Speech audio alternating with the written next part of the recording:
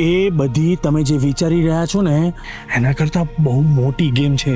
મલ્હાર અને પ્રશાંત સરને મેં પહેલાં સાહેબ ફિલ્મમાં જોયેલા હતા, તો આઈ થોટ કે આ પેરિંગ વિઝ્યુઅલી બહુ સારું લાગી શકે છે. વેન આઈ કન્સીવ્ડ ધીસ ફિલ્મ, વાર્તા ફાધર સનની હતી, એટલે જેટલું ઇમ્પોર્ટન્ટ અર્જુનનું કેરેક્ટર હતું એટલું જ ઇમ્પોર્ટન્ટ ભદ્રેશભાઈનું કેરેક્ટર પણ હતું. મેં એમને વાર્તા કીધી, એ સ્ક્રિપ્ટ એમણે વાંચી, એમની નોટ્સ લઈને આવ્યા, એમની સાથે બોડી લેંગ્વેજ પર કામ કર્યું, from his walk to the way he talks, જે રીતે શોલ્ડર એમણે ડ્રૂપ કર્યા છે ફિલ્મમાં, આ બધી વસ્તુઓ નાની વસ્તુઓ ઉપર એમણે ખાસી પોતે એ વર્કઆઉટ કરીને આવ્યા હતા. અને એવું જસ્ટ આસ્ક મી કે હું આ કરી શકું છું, આ કરી શકું છું. અત્યાર સુધી મેં જે કેરેક્ટર્સ પ્લે કર્યા છે એના કરતાં બિલકુલ અલગ પ્રકારનું કેરેક્ટર હતું.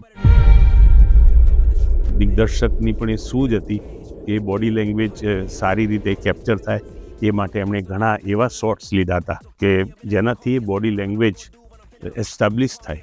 સંવાદ સિવાય એનાથી જ હું મારા કેરેક્ટરને બહાર લાવવાનો મેં પ્રયત્ન કર્યો. નહીં કોઈની સાથે આ વાતની ચર્ચા કરો.